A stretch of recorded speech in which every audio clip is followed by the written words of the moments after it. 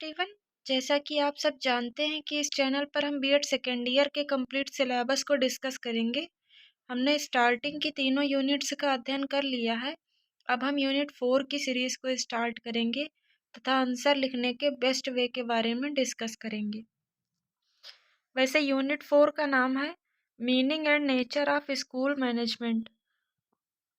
उदाहरण के लिए यदि प्रश्न है समय सारणी से क्या तात्पर्य है, इसके निर्माण के सिद्धांत की व्याख्या कीजिए, तब आपको सबसे पहले समय सारणी हेडिंग डालनी है। वैसे अ school time table is a calendar that coordinates students and teachers with in the classrooms and time periods of the school day. यानी कि विद्यालय का वह चार्ट जिसके द्वारा विद्यालय के डेली शेड्यूल को विभिन्न विषयों, क्रियाओं तथा कक्षाओं के बीच प्रदर्शित किया जाता है, उसे टाइम टेबल कहते हैं। आइए अब हम विस्तार से समय सारणी का अध्ययन करेंगे। अनौपचारिक शिक्षा के अंतर्गत विद्यालय के समय का उचित प्रकार से आवंटन किया जाना अत्यंत आवश्यक है, जिससे कि यहाँ संपन्न होने वाली संपूर्ण क्रियाएं सुचारू रूप से चल सकें। विद्यालय की जिस योजना या चार्ट के द्वारा प्रतिदिन के निर्धारित समय को विभिन्न विषयों, क्रियाओं तथा कक्षाओं के बीच प्रदर्शित किया जाता है, उसे समय सारणी कहते हैं। प्रत्येक समय सारणी के कुछ सिद्धांत होते हैं। अब हम हेडिंग डालते हैं समय सारणी निर्माण के सिद्धांत। समय सारणी निर्माण के दो प्रमुख सिद्धांत हैं। नंबर 1 सामान्य सिद्धांत, नंबर 2 विशिष्ट सिद्धांत। नंबर 1 सामान्य सिद्धांत। सामान्य सिद्धांत का विस्तार इस प्रकार है। समय तालिका को देखकर जाना जा सकता है कि किस कक्षा में कौन सी कक्षा किस विषय के किस अध्यापक द्वारा किस समय चक्र में चलेगी। इस प्रकार से समय तालिका द्वारा कक्ष, कक्षा, शिक्षक, विषय, समय तथा सहगामी क्रियाओं के आयोजन की जानकारी मिलती है। इसके निर्माण में निम्न बातों का ध्यान रखना आवश्यक है। तब पहली हेडिंग है रुचि के अनुसार विषय चयन का अवसर। समय सारणी निर्माण में इस बात का ध्यान रखना चाहिए कि छात्रों को अपनी रुचि के अनुसार विषय चुनने का अवसर प्राप्त हो सके, क्योंकि अगर सब्जेक्ट उनके इंटरेस्ट का नहीं है तब वह मन लगाकर अध्ययन नहीं करेंगे। इतना ही नहीं, हमें छात्रों की रुचि के अनुसार विषयों की एक तालिका भी बना लेना चाहिए।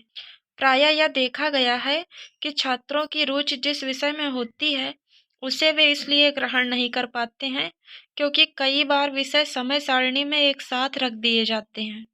दूसरी हेडिंग है शिक्षकों की रुचि एवं योग्यता। समय तालिका के निर्माण में इस बात का भी ध्यान रखना चाहिए कि उसके द्वारा शिक्षकों को उनकी रुचि के अनुसार कार्य मिल जाए तथा उनकी शक्तियों का पूरा उपयोग हो जाए। इन सिद्धांतों को अपनाने से शिक्षण स्तर को ऊंचा उठाया जा सकता है। आप सब लोगों को प्राइवेट स्कूल का हाल तो पता ही है। आती उन्हें मैथ है, पढ़ाने के लिए उन्हें संस्कृत दे दी जाती है। अतः हमें यह ध्यान रखना चाहिए कि जिस विषय का जो शिक्षक है उसे वही विषय प्राप्त हो। समय सारणी निर्माण का तीसरा सिद्धांत है शिक्षकों पर यथासंभव समान कार्यभार। समय तालिका का निर्माण करते समय इस सिद्धांत का भी अवश्य ध्यान रखा जाए कि समस्त शिक्षकों पर कार्य का भार एक सा रहे। कार्य वितरण ऐसे ढंग से किया जाए कि समस्त शिक्षकों पर कार्यभार समान हो। यानी टाइम टेबल ऐसा होना चाहिए कि सारे टीचर्स पर इक्वल बर्डन रहे। समय सारणी निर्माण का चौथा सिद्धांत है नैतिक गुणों का विकास। समय तालिका का निर्माण ऐसे ढंग से किया जाए कि वह छात्रों में नैतिक गुणों अर्थात नियमशीलता, कार्यकुशलता, दृढ़ संकल्प एवं समय का महत्व तथा उसका उचित उपयोग करना आदि के विषय में सहायक हो।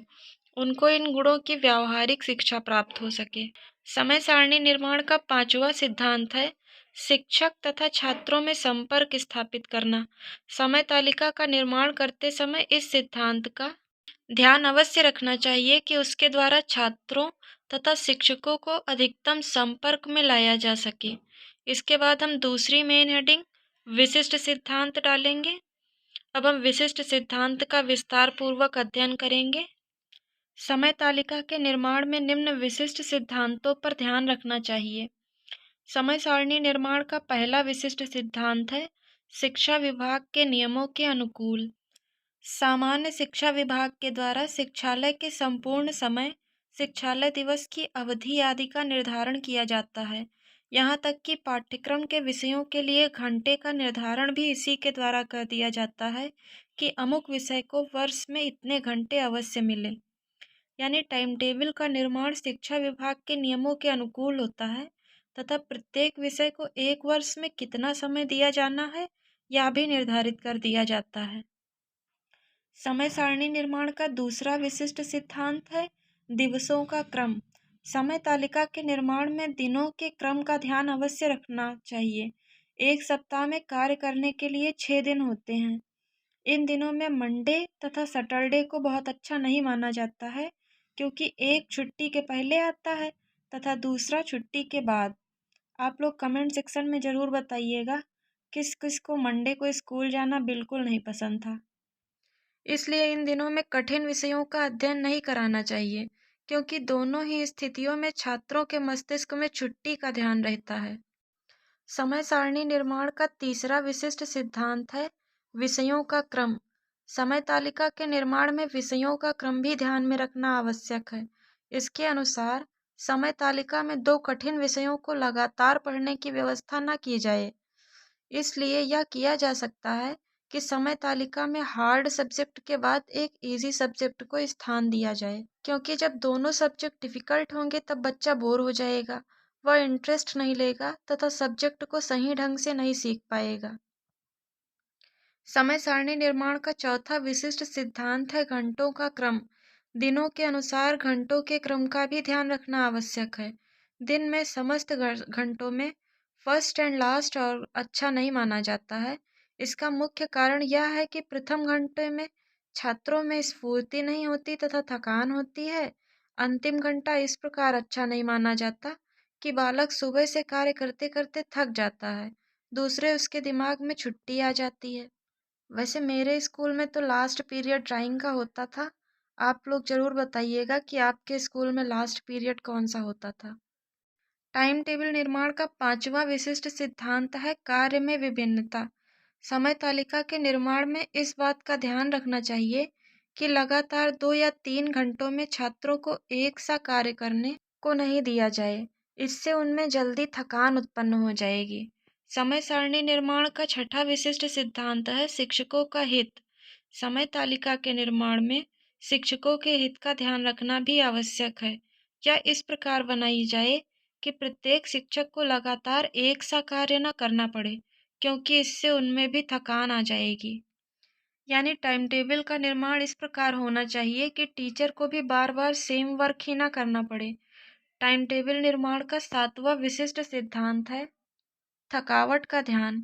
समय तालिका के निर्माण में थकान की घटना का ध्यान रखना अति आवश्यक है। यदि समय तालिका थकान उत्पन्न करने वाली होगी तो छात्र एवं शिक्षक दोनों उसके पालन करने में असुविधा का अनुभव करेंगे। नंबर 1, इस संबंध में सर्वप्रथम मौसम का ध्यान रखना आवश्यक है। भौगोलिक परिस्थितियों के अनुसार मौसम की अनुकूलता तथा प्रतिकूलता का ध्यान रखना आवश्यक है। नंबर 2, थकावट को दूर करने के लिए समय तालिका में 2 अवकाशों की व्यवस्था की जाए। नंबर 3, लिखित कार्य लगातार घंटों में न रखा जाए। नंबर 4, अध्यापकों को भी खाली घंटे प्रदान किए जाएं जिससे वे अपनी थकान दूर कर सकें। अब प्रोफेसर मेनले ने भी माध्यमिक स्कूल की समय तालिका के निर्माण में कुछ सुझाव दिए हैं। प्रोफेसर मेनले ने माध्यमिक स्कूल की समय तालिका के निर्माण में निम्न बातों पर ध्यान देने का सुझाव दिया है। नंबर 1, लचीलेपन के सिद्धांत को अपनाया जाए। नंबर 2, छात्रों के निर्देशन देने के लिए समय तालिका में समय निर्धारित किया जाए। नंबर 3, शिक्षक नियोजन के लिए व्यवस्था की जाए। नंबर 4, समन्वित शिक्षा के लिए व्यवस्था की जाए। If you like this video, then please like, share and subscribe this channel. It's my humble request to all of you.